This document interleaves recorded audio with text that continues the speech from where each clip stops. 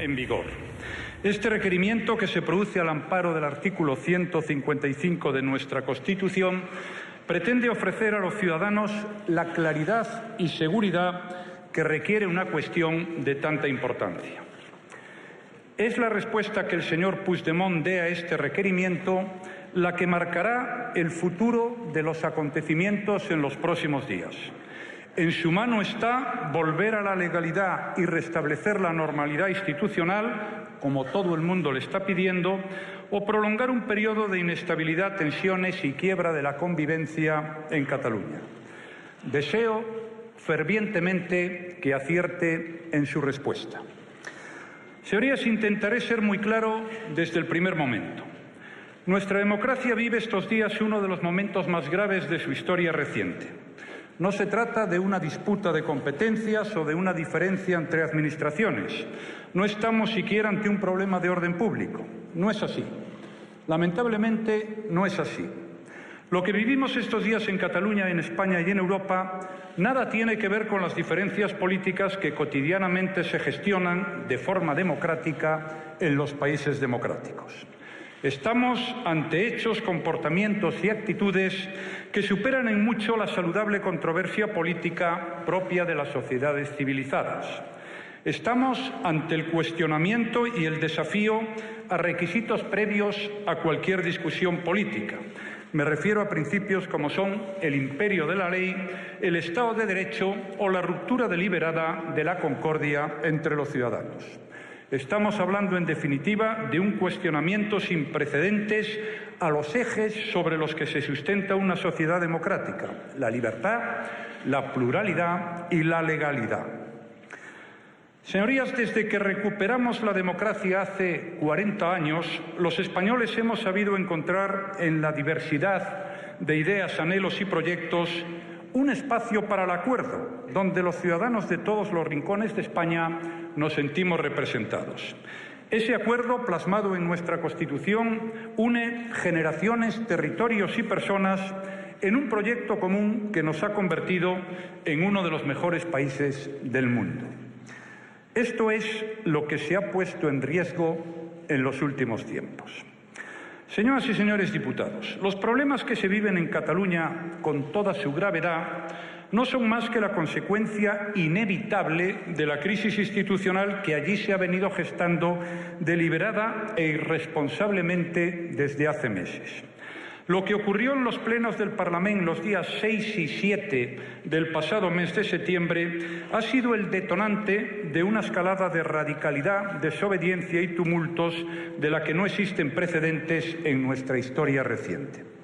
El diagnóstico de la situación no admite muchas discrepancias. Los gobernantes de Cataluña, principales representantes del Estado allí, han utilizado su posición institucional para perpetrar un ataque desleal y muy peligroso contra nuestra Constitución, la unidad de España, el propio Estatuto de Cataluña y, lo que es peor, contra la convivencia pacífica entre ciudadanos, algo que ningún gobernante responsable se debe permitir.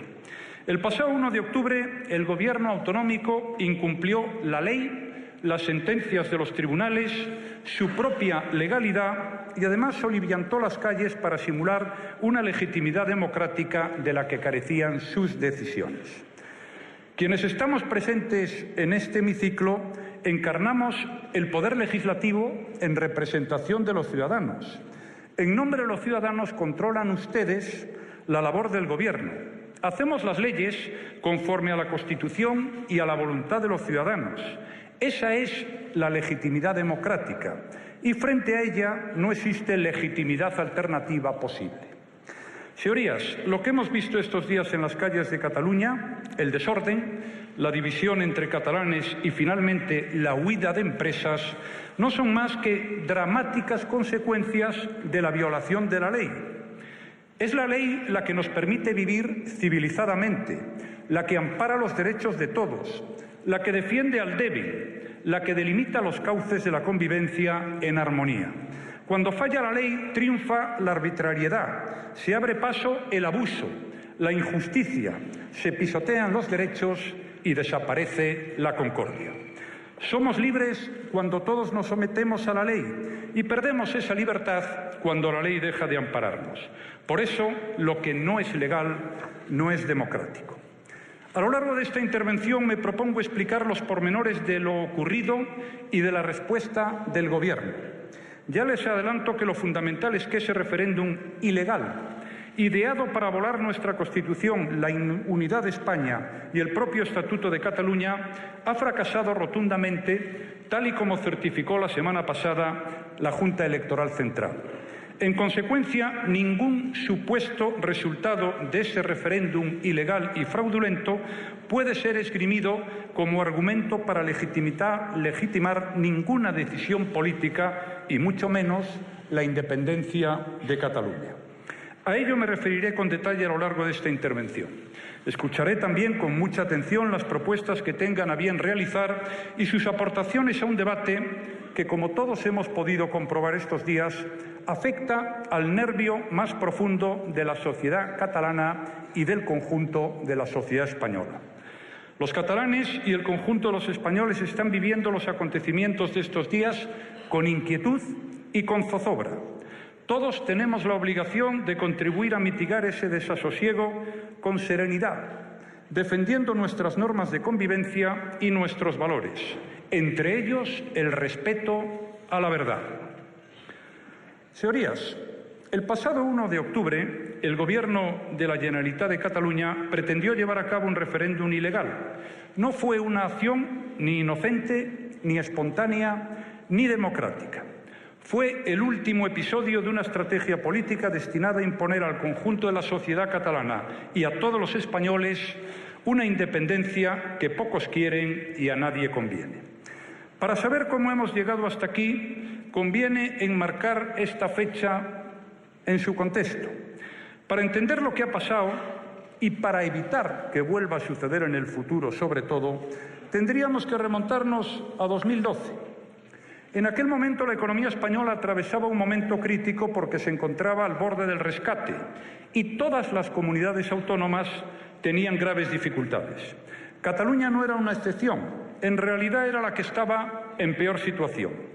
El 20 de septiembre de aquel año, el entonces presidente de la Generalitat me pidió una reunión en la que me solicitó que Cataluña se pudiera acoger al Fondo de Liquidez Autonómica para hacer frente a una deuda de más de 5.000 millones de euros. Y así lo acordamos. También me solicitó lo que sabía que no podía conceder, un concierto económico para Cataluña. Le recordé que ese sistema no tenía cabida en nuestra Constitución ni podía ser afrontado por el conjunto de España, en especial en un momento de grave crisis económica. Su respuesta fue que deberíamos atenernos a las consecuencias. Acuérdense, señorías, de aquella creativa invitación al diálogo, o referéndum o referéndum. Señorías, quiero dejar esto meridianamente claro. Siempre hubo por mi parte disposición al diálogo. He tenido más entrevistas con los responsables de la Generalitat que con los de cualquier otra comunidad autónoma. Siempre mostré mi sincera disposición a entendernos y colaborar en la solución de los problemas de Cataluña. Si hubieran querido dialogar, no hubiera sido necesario que convocaran elecciones autonómicas en 2012, un simulacro de referéndum en 2014 y otras elecciones autonómicas, aunque las llamaron plebiscitarias, en septiembre de 2015, con el resultado de todos conocido. Quien lo hizo perdió cada vez más apoyos. Esta es otra realidad que no debemos ignorar cada vez que nos referimos a este asunto. Nunca han tenido el apoyo democrático de los catalanes para avanzar en la independencia. A pesar de ello, siguieron en su huida hacia adelante. En vez de buscar la alianza con cualquiera de los partidos de mayor representación en Cataluña, en vez de buscar un acuerdo de concordia, decidieron echarse en brazos de la fuerza política más minoritaria y más antisistema de todas, las CUP. No importó que les exigiera el sacrificio del señor Mas en plaza pública. Lo aceptaron, junto al compromiso de lanzarse al abismo de la independencia en solo 18 meses. Los gobernantes de Cataluña no pueden alegar que no se dialogó con ellos simplemente porque no es verdad. Tampoco pueden alegar que no se les haya ayudado como al resto de las comunidades autónomas porque estos años han tenido acceso a casi 70.000 millones de euros en mecanismos de liquidez, aproximadamente un tercio del total nacional. Ni siquiera pueden alegar que sea mi Gobierno o mi persona la única que se opone a sus pretensiones. Les recuerdo que esta Cámara también rechazó concederles la competencia para organizar un referéndum de autodeterminación en abril de 2014. Esta es la realidad de los hechos, señorías. Ni son ciertas sus razones, ni son tantos sus apoyos. Tienen los votos y la legitimidad necesarios para gobernar la comunidad autónoma, pero no para imponer una independencia unilateral o para liquidar su propio estatuto de autonomía. Ese es el primer vicio.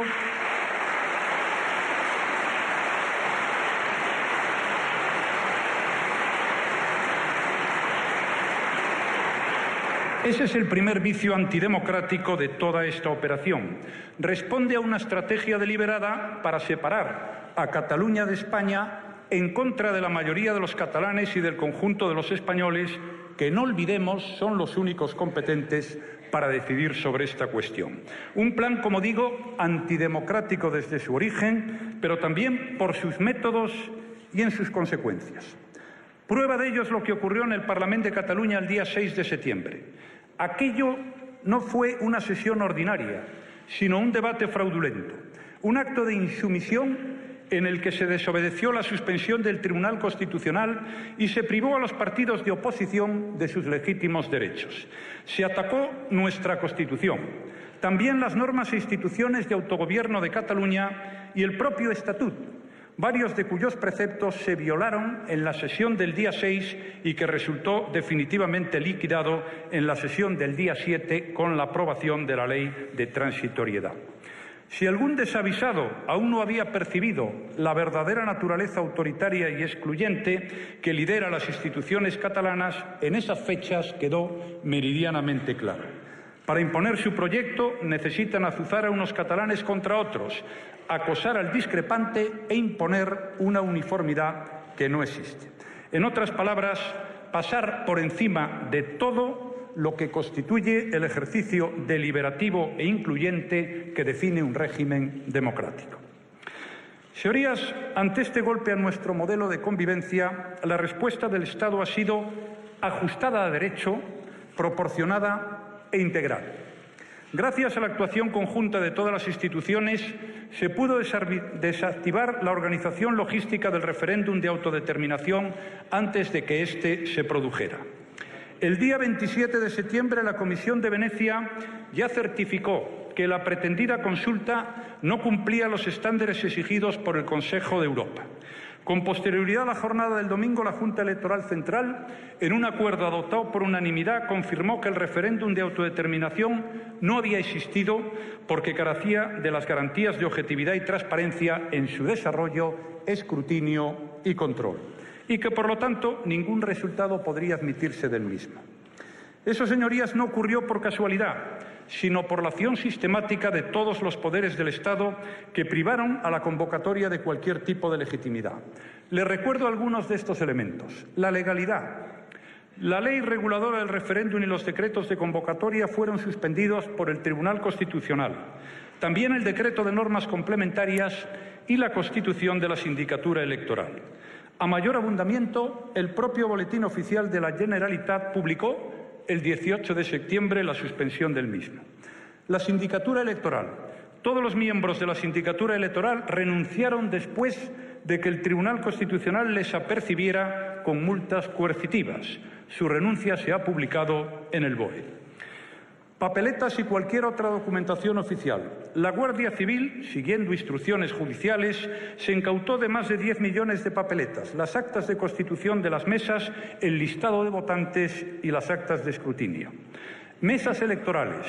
No hubo ningún tipo de notificación oficial a los presidentes vocales y miembros de las mesas, porque la Guardia Civil interceptó las notificaciones oficiales. Censo oficial. No existió censo electoral. Y la Agencia Española de Protección de Datos abrió un expediente por uso ilegítimo de datos personales en relación con el censo electoral a raíz de diversas denuncias planteadas por los particulares. Tarjetas censales. La Generalitat renunció al envío de las tarjetas censales preceptivas en cualquier convocatoria electoral.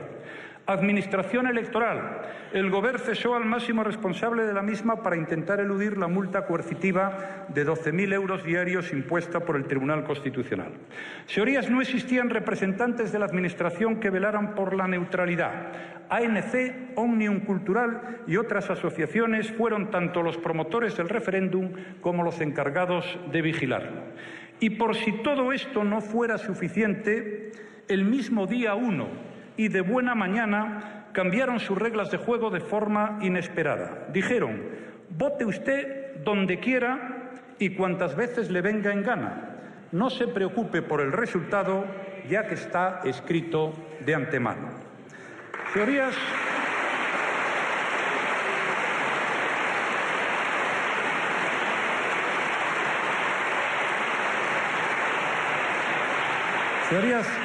nada importaba que los partidarios de una casilla fueron los mismos que pusieran las urnas y contaran los votos en los lugares más insospechados. En estas condiciones, a nadie puede extrañar que hubiera más votos que habitantes en algunas localidades. No causó sorpresa alguna que los sistemas informáticos no funcionaran, que las urnas llegaran llenas o que la gente votara en la calle o en casas particulares. Y para rematar tanto despropósito, el presidente anunció su victoria antes de contar los votos, si es que alguien pensó en hacer tal cosa. Un ejercicio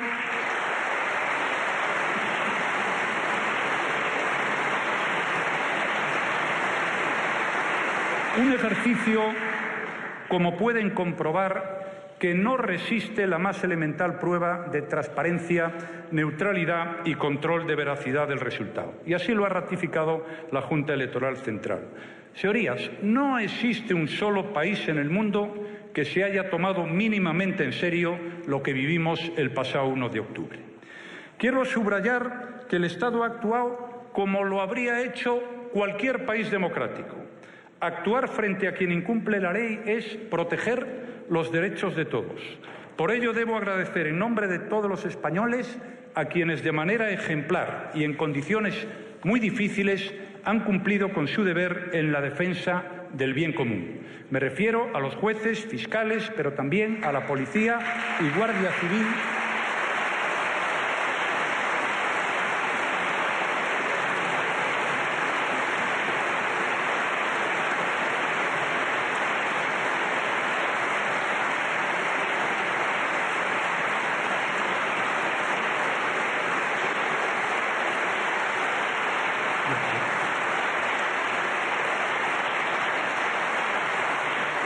todos ellos han desempeñado con entrega y profesionalidad su labor.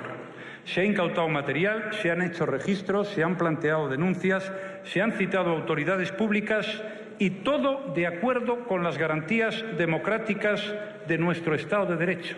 Señorías, todo dentro de la ley y para defender, como es nuestra obligación, la ley. A nadie le puede gustar lo que ocurrió el 1 de octubre.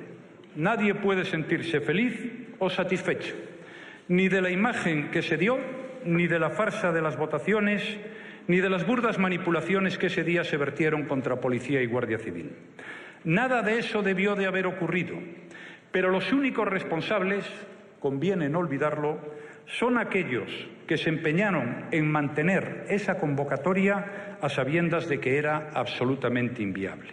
Los culpables son quienes se empecinaron en seguir con su desafío a la Constitución y organizaron grupos de activistas para impedir que las fuerzas de seguridad pudieran cumplir el mandato judicial. Señorías, no busquen otros culpables distintos de los verdaderos culpables. Permítanme ahora que, al hilo de lo que sucedió el 1 de octubre, haga una reflexión sobre la democracia y sobre lo que ésta implica. ¿Por qué ha sido tanta y tan burda la invocación manipulada de la misma que me parece necesario recordar 3 o 4 nociones básicas? La primera es que una democracia representativa como la que gozamos los españoles es inseparable, repito, inseparable del respeto al propio marco que la hace posible. El marco de la Constitución y la ley que todo representante público se compromete a cumplir y hacer cumplir. La democracia no se puede ejercer al margen de las reglas que la ordenan. Una democracia sin reglas y sin procedimientos no es viable. Y una democracia en la que las reglas y los procedimientos son ignorados o violentados no es una democracia. En segundo lugar, el voto es esencial en la democracia, ya lo creo, pero es una falsedad completa ese mantra del que tanto se ha abusado: votar es democracia. Votar contra la democracia, como ha sido el caso, e incluso votar al margen de la democracia, no es democracia.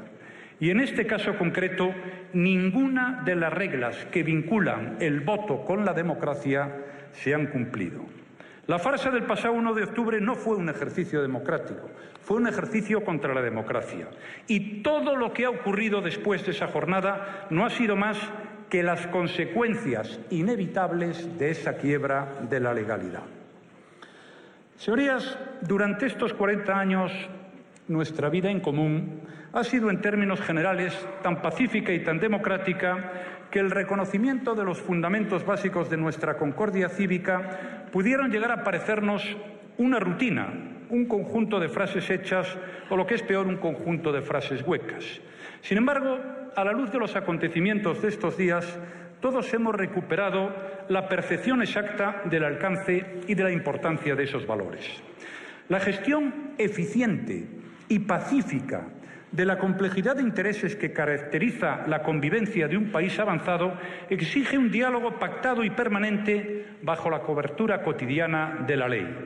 O la ley es el eje de gravedad de la convivencia, o cualquier sociedad se atomiza en un sinfín de conflictos. Cuando se rompe la ley democrática, la sociedad en su conjunto se resiente y se allana el camino hacia la sinrazón generalizada y el caos. Surge el miedo, la inseguridad y la zozobra, se rompe la convivencia y se acaba liquidando el bienestar. Antes del 1 de octubre y después de esa fecha, hemos asistido a todo tipo de ejemplos de esa quiebra de la convivencia. Hemos visto enfrentamientos entre ciudadanos, acoso a alcaldes que se negaron a colaborar con el referéndum, intimidación a jueces, insultos a periodistas y hostigamientos a las fuerzas de seguridad. Hemos visto comportamientos inadmisibles en algunas escuelas y pintadas amenazadoras contra los discrepantes. Hemos conocido la vulneración de datos personales que deben estar protegidos por la ley. En ese ambiente, decenas de empresas han anunciado en los últimos días su salida de Cataluña. Grandes empresas, ejemplares en su capacidad emprendedora, que levantaron la prosperidad de esa comunidad autónoma y que contribuyeron a llevar la marca de Cataluña por todo el mundo, se han visto obligadas a salir de allí ante la amenaza de la ruptura. Igualmente, en las últimas jornadas, varias agencias de calificación han empeorado el rating de Cataluña, algo que no ha afectado a la comunidad en la medida en que se sigue financiando gracias al Tesoro español. El sector turístico está resultando uno de los más golpeados por la inestabilidad, con una caída de reservas, según fuentes del sector, de hasta el 20% en hoteles de alta gama y del 40% en apartamentos turísticos. Sirva como muestra del impacto negativo un solo dato que es verdaderamente notable. Se han producido muchas más advertencias y recomendaciones a viajeros internacionales con motivo de los acontecimientos de estos días que a raíz de los atentados terroristas de las Ramblas y Cambrils del pasado mes de agosto. No conviene seguir llamándose a nuevos engaños. A estas graves consecuencias seguirán otras peores mientras en Cataluña no se restablezca el orden, la seguridad jurídica y el imperio de la ley. Y por ello resulta urgente, señorías, volver cuanto antes a la legalidad, hacerlo cuanto antes y evitar que siga la tensión social y el deterioro económico. Los responsables de las instituciones autonómicas deben poner fin a esa deriva que tanto daño está haciendo a todos catalanes, a la reputación de esa comunidad, a su futuro y a su bienestar. Nunca en su historia los ciudadanos de Cataluña han gozado de más libertades, de más autonomía, de más capacidad de gasto, de más reconocimiento internacional. Ahora todo eso está en riesgo. Se ha vuelto a confirmar la máxima según la cual todo extremismo acaba destruyendo lo que afirma. El independentismo está a punto de dar al traste con la mejor época de Cataluña en toda su historia. Y la realidad, la implacable realidad, señorías, Ha desmontado de un plumazo todas las falsedades sobre las que se había cimentado el mito de una independencia de cuento de hadas. No es pacífica, no es gratuita, no será reconocida por Europa y ahora todo el mundo sabe que tiene costes y muy elevados. Un referéndum fraudulento como el del pasado día 1 de octubre no puede llevarse por delante una comunidad de 7,5 millones de personas ni al cuarto país de la Unión Europea. España no se va a romper mientras no lo decidan así sus ciudadanos. Y cualquier gobierno, el que yo presido o el que pudiera presidir cualquiera de ustedes, estará obligado a defender la unidad del país y la soberanía nacional. Esta es un bien común que no puede parcelarse, ni amputarse, ni malvenderse, ni ser sujeto de cambalaches, trucos de magia, desprecio o carambolas. Precisamente por ello y por su enorme importancia, a nadie puede sorprender que desde el primer momento haya solicitado el apoyo de cuantos estén dispuestos a defender nuestra Constitución y nuestra convivencia.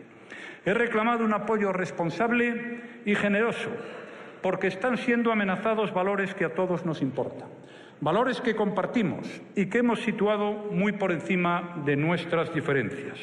Son los principios que albergan y hacen posible que podamos discrepar en paz y en libertad. Importa mucho la unidad de los demócratas y desde aquí me comprometo a seguir perseverando para mantenerla y, si es posible, ampliarla. Señorías, sé muy bien que el futuro de Cataluña y la tranquilidad de sus ciudadanos pasa por cerrar la fractura y restañar las heridas que tantas historias y tanta radicalidad han causado en su cuerpo social. Cataluña, como el resto de España, es el resultado de un caudal de afectos entrecruzados durante siglos, señorías. Un lugar donde todos pueden ser distintos, sin que nadie se crea más que otro. Y ese es el futuro al que debemos aspirar, a reencontrar esa Cataluña mestiza que tanto ha contribuido al bienestar y al progreso de España. Y tenemos que contar para ello con el catalanismo pactista integrador que ha dado a Cataluña sus mejores momentos, el que ha tenido siempre una visión integral de su país y el que ha conseguido hacer universales sus logros. La España de hoy no se puede entender sin la contribución de ese catalanismo constitucional y europeísta, que fue colaborador necesario en nuestros éxitos colectivos.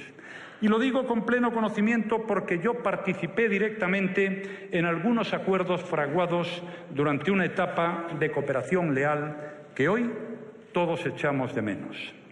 Siempre he sido y sigo siéndolo un firme partidario del diálogo como forma de resolución de los conflictos, en la política, en la vida cotidiana o en cualquier ámbito. Pero debo advertir, porque se dicen muchas cosas, que no es posible aceptar, bajo la apariencia de un diálogo equívoco, la imposición unilateral de puntos de vista que se saben imposibles de aceptar por una de las partes. Tampoco es posible establecer un diálogo para acordar sobre lo que está expresamente prohibido en el artículo 2 de la Constitución, negociar sobre la titularidad de la soberanía que corresponde al conjunto de los españoles y sobre la indivisibilidad de España. Eso es algo que deben tener en cuenta los numerosos mediadores que durante estos días se han ofrecido, la mayor parte de ellos con buena intención para colaborar en buscar una salida a esta situación. No puedo más que agradecer su preocupación y su interés, pero no hay mediación posible entre la ley democrática y la desobediencia o la ilegalidad.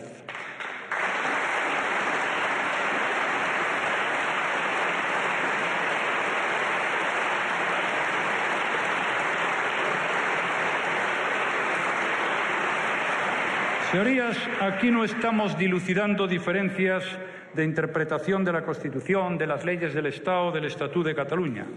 El Gobierno de Cataluña sabe perfectamente que las está incumpliendo. ¿Qué es entonces lo que se quiere dilucidar mediante la mediación?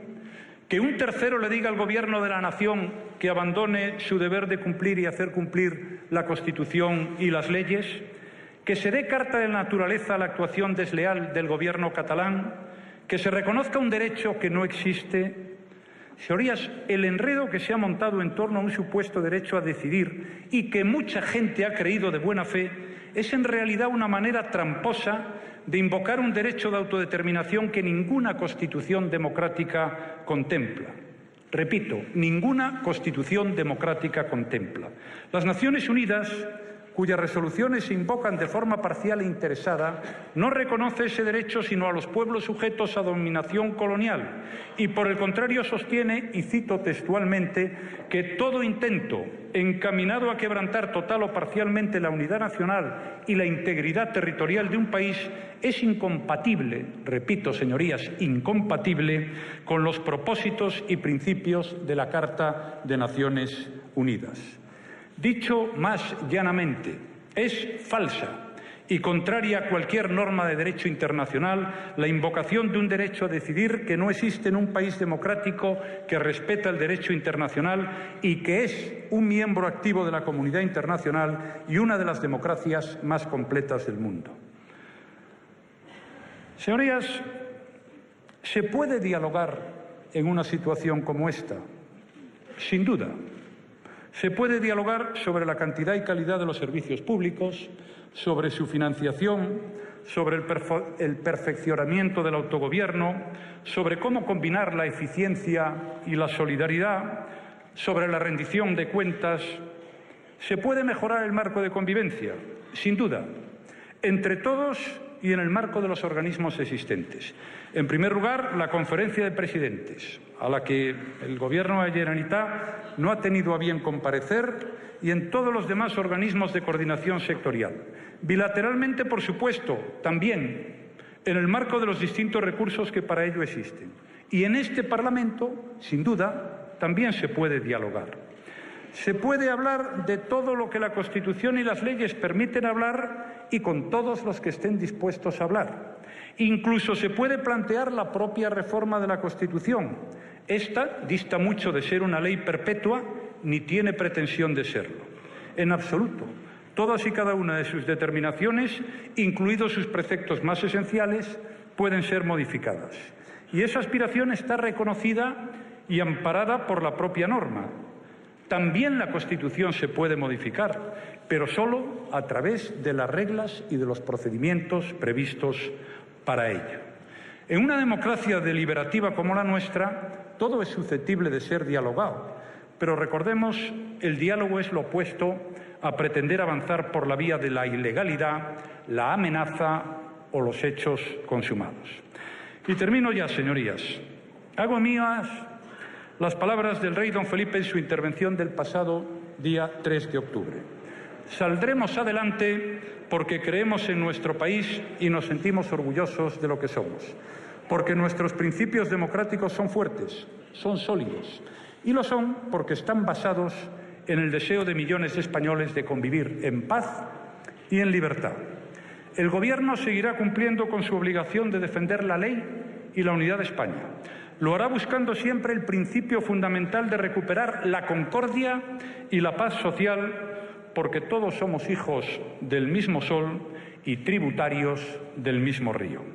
Al calor de ese sol común han crecido generaciones de hombres y mujeres que han compartido una historia, una cultura, muchos sueños y también algunas decepciones. Como cualquier país, nuestra historia tiene páginas muy dolorosas que hemos sabido superar y cuyas enseñanzas hemos incorporado a nuestra convivencia. Llevamos siglos juntos, mezclándonos unos con otros, compartiendo sentimientos y esa casa común que a todos nos alberga. Hemos sabido hacer de nuestra diversidad una fortaleza. Por eso la España que hoy sufre por lo que está pasando es una España que quiere a Cataluña, que la siente como una parte fundamental de sí misma, con su lengua propia, con su cultura y con su propia manera de ser. Es esa España integradora, amable y serena, a la que quiero también enviar desde esta tribuna mi reconocimiento. Estoy hablando de los miles y miles de españoles que durante estos días han salido a las calles, también a las de Cataluña, para proclamar espontáneamente su patriotismo, su amor a su país, incluso desde posiciones políticas diferentes. Lo han hecho sin estridencias, sin exclusiones, con la alegría de reconocerse como compañeros, de un mismo proyecto común. Por todos ellos es hora de poner fin a este desgarro y hacerlo con serenidad, con prudencia y con el objetivo último de recuperar la convivencia. Muchas gracias.